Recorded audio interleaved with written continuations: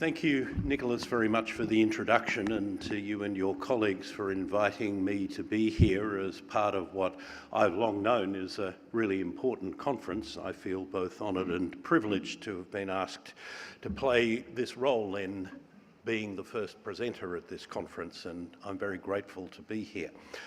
I'm going to attempt to paint an economic big picture, building on the note which Nicholas struck in his introduction about the improving tone in the global economy that's been observed over the last 6 months.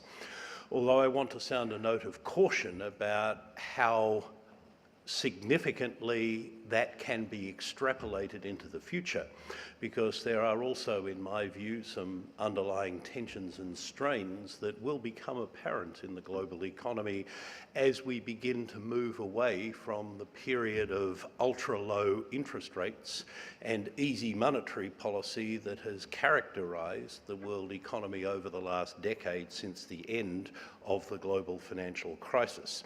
So, if I begin with acknowledging how the world economy has picked up since about the beginning of, or the second half of 2016, after an extended period of what by historical standards has been pretty sluggish growth in the world economy as a whole. That pickup reflects an improvement in both the developed and the developing economies, or the advanced and emerging economies, as the IMF calls them these days. It has been, again, as Nicholas mentioned in his introduction, a synchronised upswing in the world economy.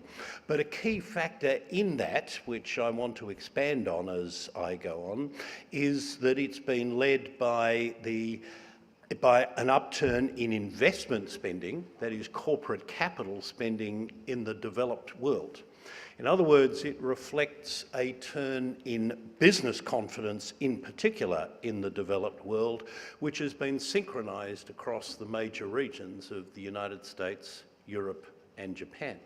And that's also been mirrored in a more or less synchronised upturn in consumer confidence as well, at least in the United States and Europe, if not in Japan. In the United States, that has a political dimension to it, although it might be hard for us in Australia to understand completely why. There's little doubt that consumer confidence in the United States has improved since Donald Trump's victory in the presidential election in 2016. Conversely, in Europe, the upswing in consumer confidence owes no small amount to the fact that Europeans feel they've held back the tide of populism that was threatening to wash over their side of the Atlantic as well, with the defeat of right-wing populists in the Dutch election at the beginning of last year, and then more importantly with Emmanuel Macron's victory over Marine Le Pen in the French presidential elections of just over a year ago.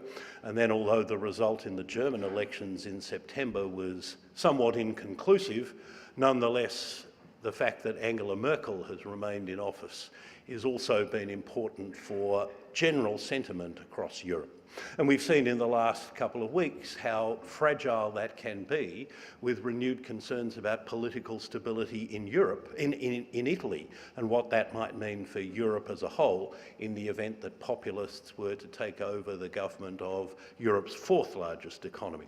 But for now, at least, both business and consumer confidence are at the highest levels they've seen since before the onset of the financial crisis. And that, as I say, is reflected in an upswing in the major advanced economies that's been more highly synchronised than at any time since before the financial crisis. Although Japan had a weather-related stumble in the first quarter of this year, all of the major regions of the advanced world are showing improved economic growth, and within Europe itself now, it's no longer a matter of Germany strong and almost everywhere else being weak. Even the laggards in Europe, such as Greece, Portugal, and to some extent Italy, are showing stronger growth than they have done since before the onset of the financial crisis. And now the sick man of Europe, if there is one, is the UK, which, although the forecasts of an immediate downturn following the Brexit referendum of 2016 have not been realised, nonetheless has slowed noticeably since that time, in part because of the impact of the depreciation of sterling on real incomes of British people. And I've got no doubt that Britain's longer-term growth will be weaker than it otherwise would have been as a result of the wounds which the British people have voted to inflict upon themselves by departing from the European Union.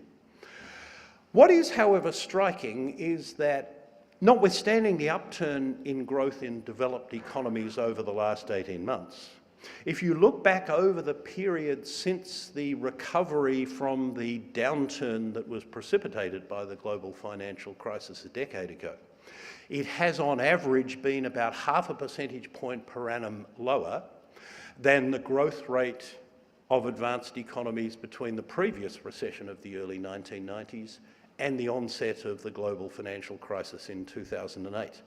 And over a period of a decade, 0.5 percentage point per annum cumulates to a fairly significant shortfall in overall economic growth.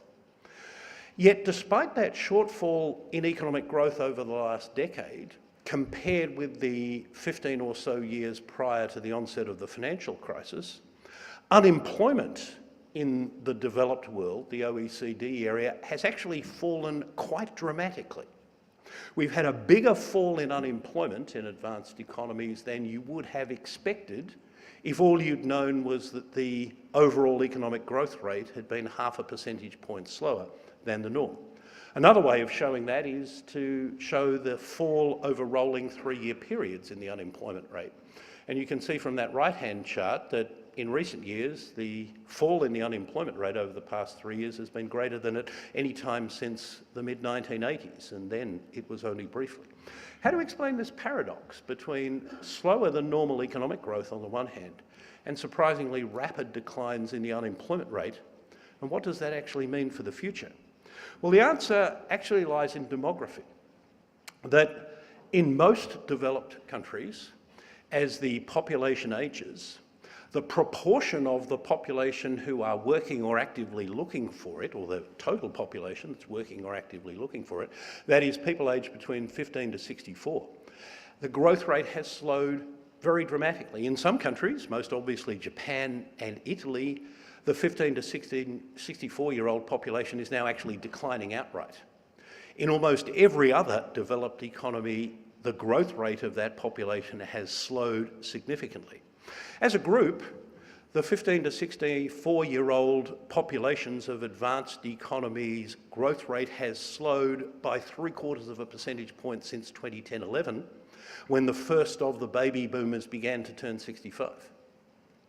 And it's going to slow further over the next 10 years as an increasing proportion of that baby boom generation moves out of the working years.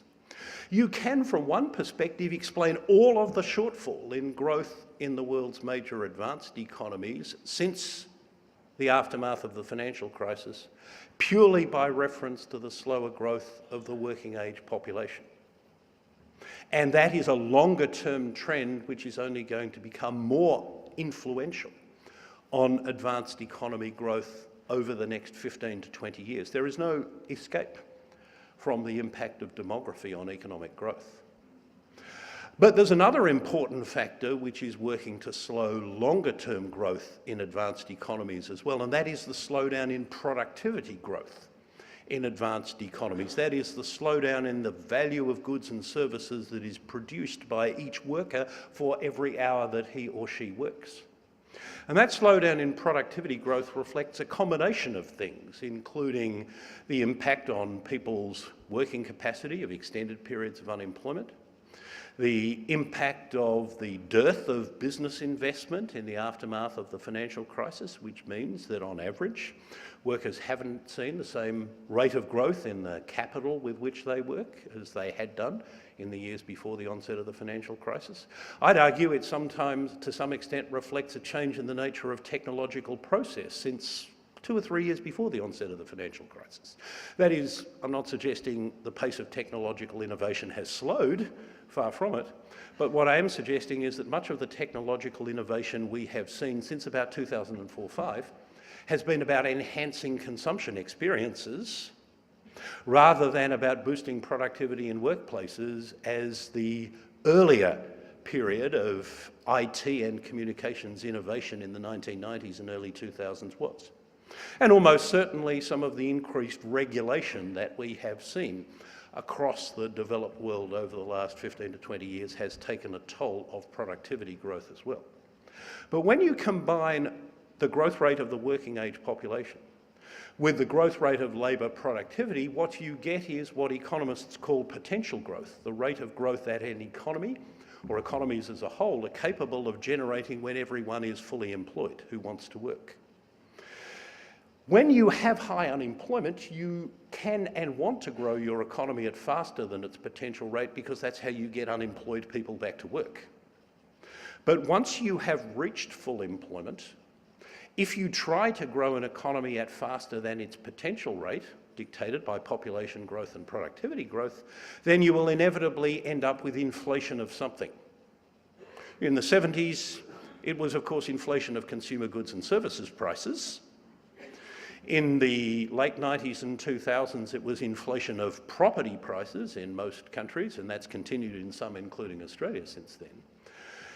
Across most advanced economies over the last few years, it's been inflation of financial asset prices, not just simply shares, but bonds and other types of financial assets as well.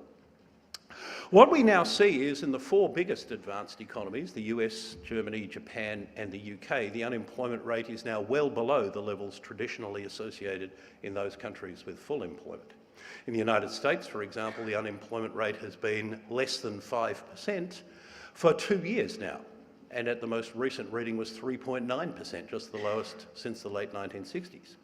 And while in the United States there is still a cohort of mostly middle-aged males living in the Midwest who, for various reasons, have, it would seem, dropped out of the workforce altogether, in Japan, Germany and the UK, the proportion of the working age population who have jobs is at a record high. And even in other OECD economies where, because of the way their labour markets operate, unemployment is always much higher than it is in those big four, unemployment has started to come down quite dramatically. So we are getting to or beyond traditional definitions of full employment in an increasing proportion of the developed world. Australia is something of an outlier in that regard, where our unemployment rate is 5.5%. What's become increasingly obvious is that the labour market in advanced economies isn't responding to the tightening of the labour market in the way that it has historically done, in the way that the economic textbooks say it should. If history was any guide, 2 years in the US of unemployment being below 5% would have seen wages growth somewhere like 6 or 7%. In the US, wages growth certainly has begun to pick up some, and I think that does offer hope to other countries that if the unemployment rate is low enough for long enough, wages growth will eventually pick up. But it's going to be much longer before that happens than history or economics textbooks would lead you to believe. In the meantime, of course, what that means is that a significantly higher proportion than normal of the benefits of what economic growth there has been has gone to corporates, gone to the corporate profit bottom line, rather than to households in the form of wage and salary increases. You can see that in the United States, for example, where the pre-tax corporate profit share of GDP, if you include in particular the overseas earnings of US companies, is at the highest it's ever been. Combined with the number of share buybacks that US companies have been doing, including after the tax cuts that the US administration pushed through at the end of last year, and with very low long-term interest rates and the impact that that has on price-earnings ratios, it's no wonder that stock markets in most advanced economies, particularly the United States, are doing as well as they have been. Corporate profits at record highs, share buybacks, and very low long-term interest rates and the effects they have on PEs explain why share markets in the US in particular have done as well as they have done, despite slower than normal economic growth. But because labour and product markets are beginning to tighten, inflation is gradually starting to return to where central banks want it to be. After more than a decade of central banks grappling with what for them has been a highly unusual problem of inflation being too low rather than too high. You'll know that for most of the period between the mid-1970s and about 2008, central banks were always worried about inflation being too high. For almost a decade after the onset of the financial crisis, central banks were petrified at the risk of falling into the kind of deflation that the world experienced last in the 1930s during the Great Depression. And almost everything that they have done during that period has been directed towards forestalling that possibility. And it now looks as though they are on the cusp of declaring success. In the big four advanced economies, underlying inflation is now at or very close to the target ranges that their central banks have long held for them. And combined with what looks like more sustainable upswing in economic growth, that means importantly that the era of cheap money, which has played such an important role in driving financial markets over the last 10 years, is gradually drawing to a close. The US Federal Reserve has already raised its cash rate 5 times, from 0 to 1.5%. The Bank of Canada has raised its interest rate twice. The Bank of England has raised theirs once. It will be some time before the European Central Bank raises its cash rate from below 0, and even longer before the Bank of Japan gets around to doing that. But there's no doubt which direction interest rates are now headed over the medium term. Likewise, central banks are beginning to step away from the policies of, as they've been popularly called, printing money, in which they've engaged since the earliest days of the financial crisis. The US has been stepping away from that gradually since September 2016. The Bank of Japan and the European Central Bank are still gradually doing it, but they're starting to slow it down. And I would expect before the end of this year, the ECB will announce that it's halted its quantitative easing program as well. And bond markets have sniffed the breeze. In particular, the most important interest rate in the world, the US 10-year bond yield, is now back over 3%. And it started to drag long-term interest rates elsewhere in the world, including even here in Australia, gradually up. We have passed a major turning point in long-term interest rates in the world economy, which may turn out to be as significant historically as the peak in long-term interest rates was in the early 1980s when Paul Volcker was chairman of the Federal Reserve.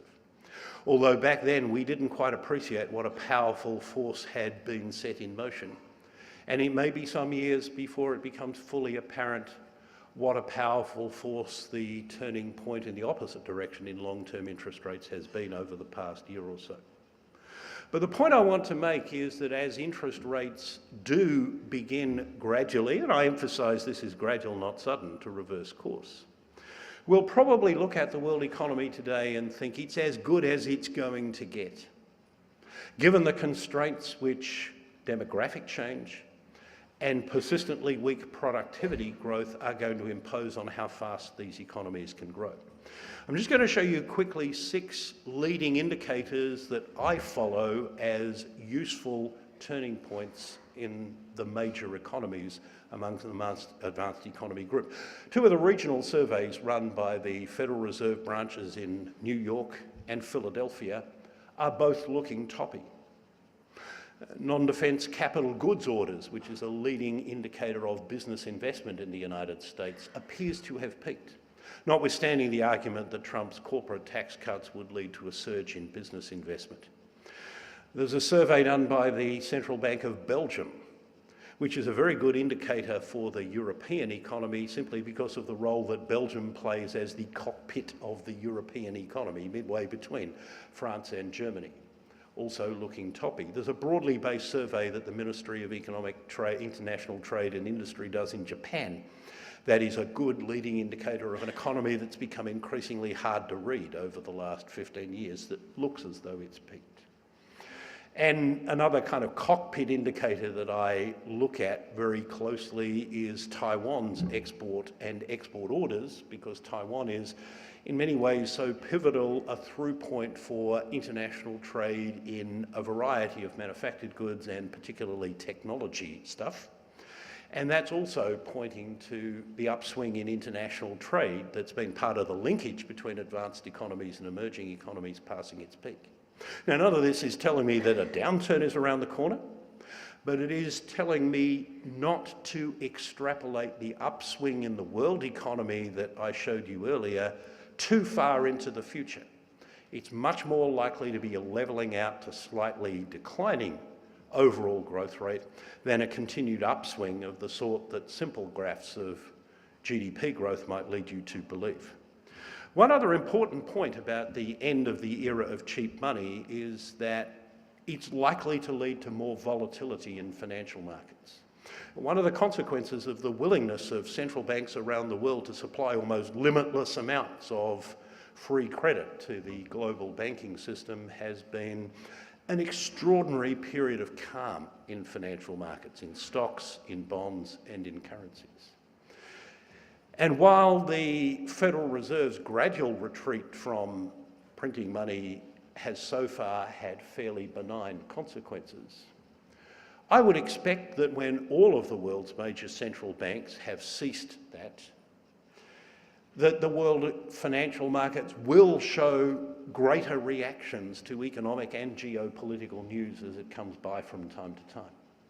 Now, for some alert investors, that will present buying opportunities, but it will also make financial markets much less of a one-way bet than they've turned out to be for many investors over the past decade. One particular danger here is that the United States is engaged on what I would say is the most spectacularly ill-timed fiscal stimulus in perhaps 50 or 60 years. After a long period of trying to get the US budget back into some semblance of order after it blew out during the financial crisis, Donald Trump and the Republican majority in Congress have now legislated a combination of enormous tax reductions and, ironically for Republicans who supposedly believe in smaller government, increased spending on a wide range of government programs. The result is we're heading back to $1 trillion US budget deficits. It's one thing to do that at the height of the worst recession since the 1930s, as happened a decade ago. That was the right thing to do in broad terms, even if the particular measures weren't always well thought out. But to be doing this when the so-called output gap between actual and potential GDP has been eliminated, or when the unemployment rate is below what Milton Friedman famously called the non-accelerating inflation rate of unemployment, or NERU, is a recipe for higher interest rates than would otherwise be the case. So that's likely to accelerate or intensify upward pressure on interest rates in the US eventually, which could, I think, likely will add to volatility in financial markets. Higher interest rates in the United States relative to other countries are also likely to result in upward pressure on the US dollar, geopolitical risks aside. And that could have particular consequences for the more vulnerable emerging economies, as we've already seen over the past few months in the case of Argentina and Turkey, and in the last couple of weeks have also begun to see in Indonesia as well. Emerging economies running large current account deficits and attempting to maintain fixed exchange rate regimes are particularly vulnerable to a period of rising US interest rates and a rising US dollar, because much of their foreign debt is denominated in US dollars. So any economies that are in that position are particularly vulnerable in the year or so that I see ahead. In most of the major emerging markets, growth has begun to pick up. In the case of Brazil, South Africa and Russia, driven largely by the rebound in commodity prices from the sharp falls that occurred between 2014 and 2016, as that previous boom came to an end. It's important to note, and I'm going to come back to China in a minute, that Chinese economic growth has not picked up.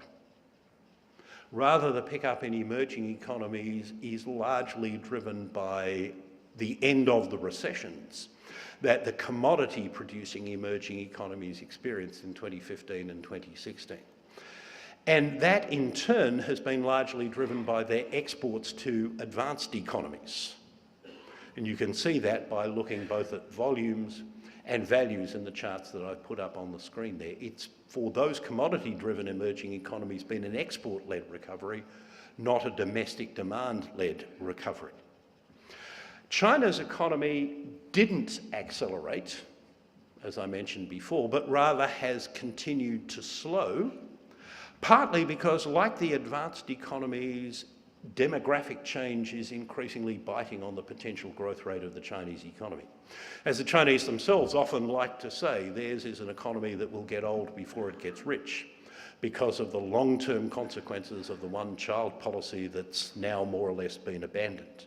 In fact, China's demographics look more like Japan's and Italy's than they do of other emerging economies, and although there is still enormous potential for productivity and living standards improvements in China, their rate of productivity growth is also not what it once was. And China is in transition from an economy driven by manufacturing and exports towards an economy driven by household spending and services, and inevitably, in that kind of economy, productivity growth is going to be lower than it was during its halcyon days between the late 1970s and just before the onset of the financial crisis. From one perspective, it's striking how, for the last 3 quarters, published GDP growth in China has been 6.75%, exactly as dictated by Xi Jinping's long-term economic plan. Probably governments in other Western countries wish that their statisticians would follow orders as well as the ones in the People's Republic of China do. But don't be fooled by that apparent stability in Chinese economic growth, especially if you're concerned as you are with the impact that China has on the commodities cycle. The commodity-intensive bits of China's economy are slowing much more rapidly than you would guess simply by looking at the headline reports for real GDP growth. In particular, fixed asset investment is slowing. Property prices, though they're not falling, are rising at much slower rates than they were 12 to 18 months ago, and commodity-intensive production of things like steel and cement is now beginning to decline. And while I'm not saying that's the beginning of a long-term trend downwards, it is the result of yet another cycle of tighter monetary policy that China is much more prone to than other emerging economies or advanced economies, because they still have fewer tools to manage their economy than most Western economies do. Now, we haven't seen the sharp spikes in interest rates that occurred in 2014-15 that prompted a huge fall on the Shanghai Stock Exchange. Rather, this has been, if you like, more a macro-prudential tightening. It's been run by the Chinese authorities directing some of their banks and shadow banks to rein in what had previously been rapid growth in lending as part of a broader program of weaning China off the very high levels of debt which they'd built up over the years since the onset of the financial crisis. And I'll come back and say a bit more about that in a moment. But the point I want to make before then is that China does now appear to have reached peak steel and peak coal intensity. These two charts I've shown here show China's and other economies' use per head of population of steel and coal at different levels of per capita income over the last 45 or so years. And it's really striking how China has reached levels of per capita steel production and coal consumption at much lower levels of per capita GDP than, for example, Japan, Germany, or the United States did. China's a big economy, and big economies typically don't use as much metals or energy per head of population as smaller export-oriented economies like Korea and Taiwan are wont to do. China's got there much more quickly than other big and more advanced economies have done. But because the transition away from manufacturing towards services, from fixed investment and exports towards household consumption is now so clearly underway in China, I think it's reasonable to expect that China's trajectory here is going to look much more like the United States, Japan and Germany than it is to look like Korea or Taiwan. Now, I'm not saying that China's production of steel and consumption of coal is necessarily going to fall dramatically over the next 20 years, as it has done, for example, in the United States over the last 10 years. That fall in coal consumption in the US is much more driven by the switch to natural gas as an electricity generating source than it is any more structural change. But what I am saying is that it's not going to keep increasing as it has done over the last 20 years or so. You can see how far India is behind China in that respect, and my own view is that India will never attain the levels of resource intensity that China has done, and it probably won't attain the levels of per capita GDP that China's reached for another 50 or more years, because India is following a very different development trajectory from China. I also sometimes like to make the point that not only is India not another China, but there are no Chinas or Indias after the China or India that we currently have. There are no more big emerging economies to develop in the way that China has done. Yes, there are a lot of smaller ones, but they're not as poor today as they were when China started, and most of them are more self-reliant in commodities than China was and has been over the last 20 years. So don't expect that there will be another boom of the sort that China drove between 2000 and 2012, certainly not in your or my lifetimes. The main reason for continued growth in Chinese coal and iron ore imports, including from Australia, is because their own production is declining. And that's partly driven by environmental concerns in the case of coal. It's partly driven by a desire to reduce overcapacity and unprofitable capacity within the Chinese economy. But in my view, the overall trend in prices of iron ore and coal is more likely to be gradually down than up.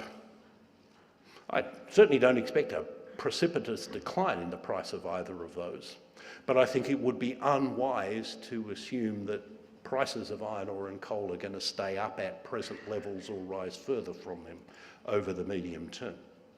As I mentioned before, the number one concern that the Chinese authorities now have is with their extraordinarily high levels of debt.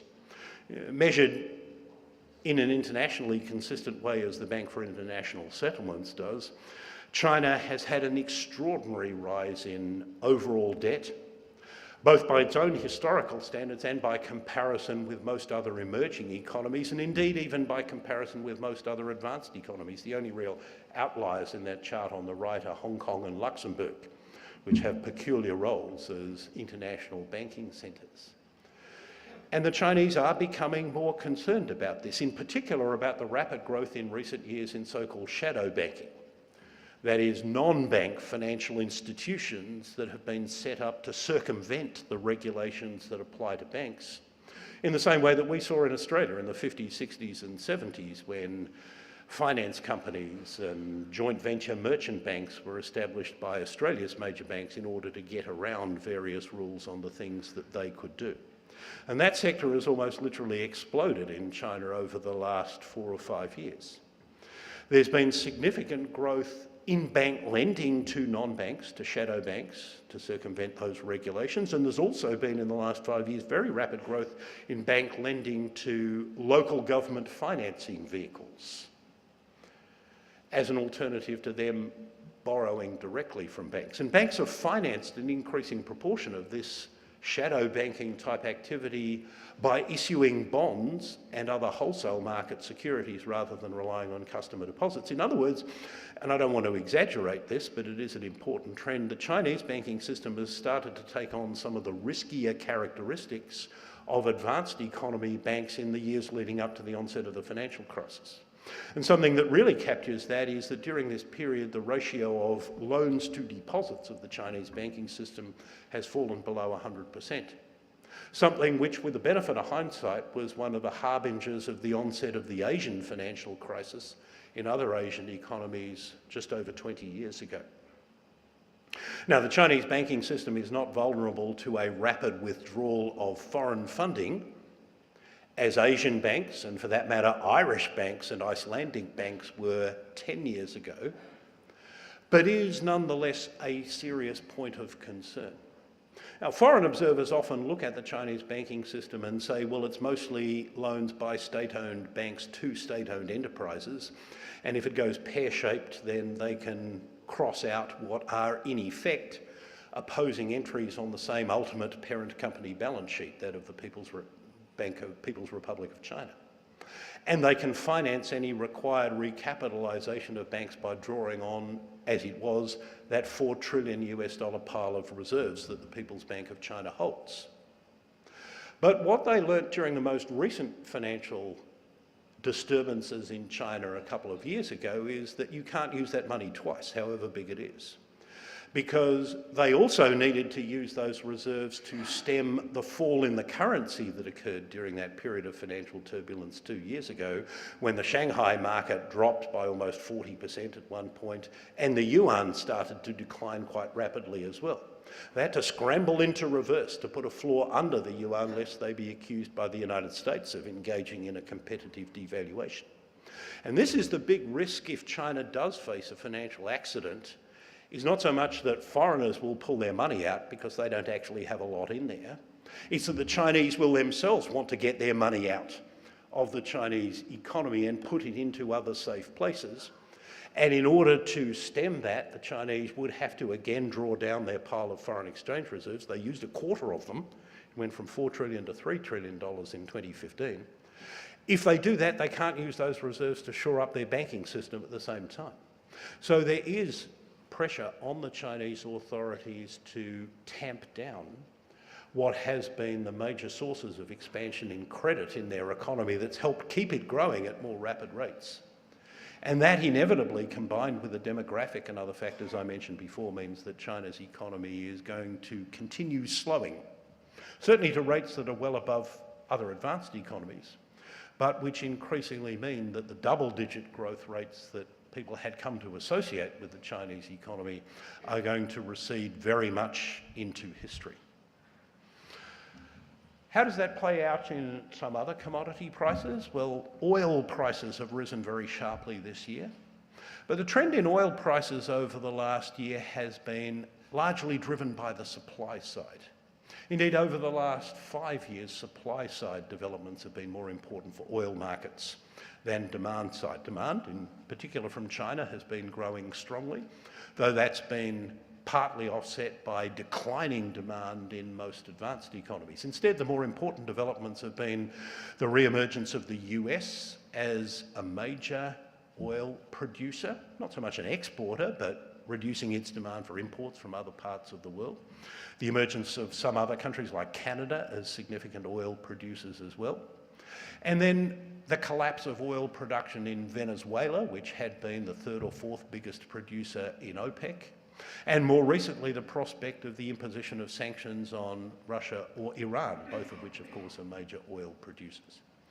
Nobody in the oil-producing world really wants oil prices to move significantly above $80 a barrel, not least because of the new leash of life that would give to unconventional oil producers in the United States, whose cost of production has been continually coming down. But there is, I think, a risk that the reimposition of sanctions on Iran, the continued implosion of the oil-producing capacity of Venezuela, will combine possibly with ongoing tensions with Russia to keep oil prices in the upper end of the double-digit range, that is sort of $80 to $90 a barrel, that sort of thing. And any more than that would, of course, potentially have some significant consequences for the world's major advanced economies. Geopolitical tensions traditionally do matter for commodity markets and for currency markets. Indeed, the surprising thing is they haven't mattered more than they appear to have done in the last 2 or 3 years. What I've shown here is an index of geopolitical risks compiled by 2 economists who work part-time for the US Federal Reserve in Washington, who count the number of times words relating to geopolitical tensions appear in 11 English-speaking language newspapers around the world. And while there's nothing on the score of the early 2000s with the 9/11 attacks and the invasion of Iraq, there is nonetheless a gradual upward trend. And it's easy to think of potential sources of geopolitical tension in just the year ahead: North Korea, Iran, Russia, the South China Sea, where just in the last 24 hours, again, Chinese ships have been challenging US naval vessels passing through there. Taiwan could always be a flashpoint between China and the United States. The United States itself is potentially becoming a source of political and geopolitical concerns. For example, the outcome of the Mueller inquiry when that reaches its conclusion, or the midterm congressional elections in November this year, which could see the Democrats retake the House of Representatives based on results of by-elections that have been held since and what opinion polls are saying, which could in turn trigger impeachment proceedings for President Trump if the Mueller inquiry gives the Democrats grounds for doing that. The Democrats can't possibly take the Senate at the next congressional election because most of the senators up for election in 2018 are ones that rode Obama's re-election wave in 2012. There's 23 Democrats up for election and I think only 8 Republicans. So any impeachment attempt on Trump would fail in the Senate, as it did with Clinton 20 years ago. But it would nonetheless be a major source of distraction in which other things could potentially go wrong.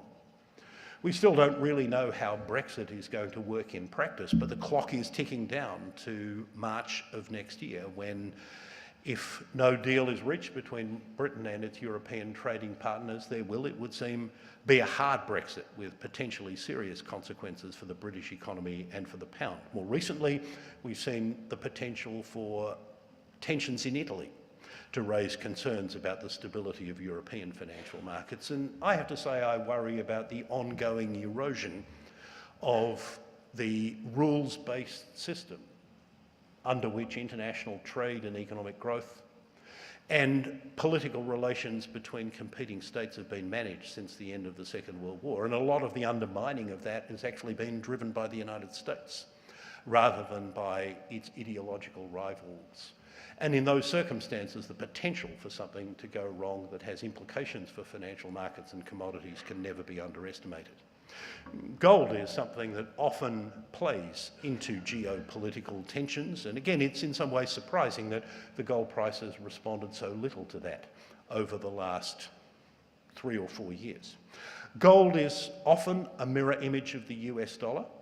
So if the US dollar rises against other currencies, as I expect it will, all else being equal, gold prices should soften.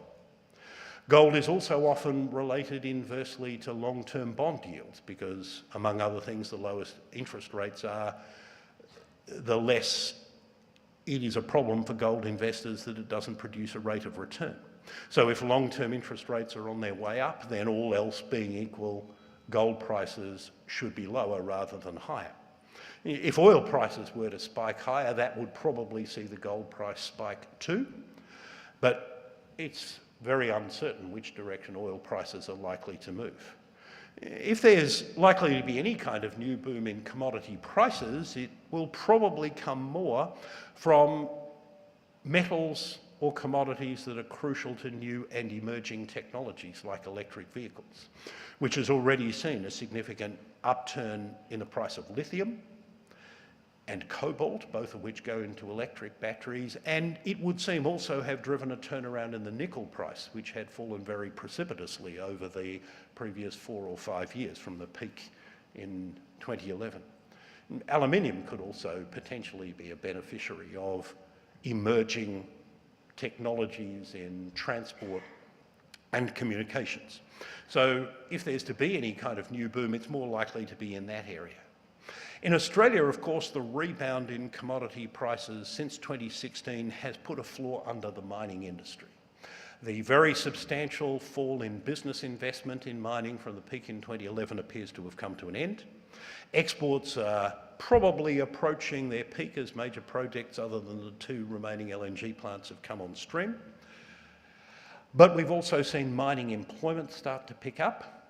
Some new mining projects, including one yesterday announced by Fortescue, appear to be getting the go-ahead, and mining industry profitability is rebounding strongly after an extended period of downturn. So it does look as though the mining industry is set for a new phase of growth in Australia. My key message to you this morning is not to over-extrapolate the improving trends in the world economy that I referred to at the beginning of the presentation, but to be fully aware of the impact of the constraints imposed by demographic change in the developing world, as well as in the advanced economies, by the fact that the era of ultra-low interest rates is drawing to a close and that interest rates will be gradually rising over the next 5 years, that central banks will be stepping away from their policies of ultra-cheap money, that geopolitical tensions could surprise more than they have done in the last 5 years because financial markets will be inherently more volatile with the backstop of ultra-cheap money from central banks having been pulled away. And that important changes that are happening within the Chinese economy also mean that it won't be providing the same strong impetus to commodity markets in general that it has been doing over most of the last 25 years. I hope all of those are thoughts that will be helpful to you as you go about the business of investing in the resources sector in Australia and elsewhere. And again, I want to say, Nicholas, thank you very much for the honour and privilege of inviting me to be part of your conference today. Thank you.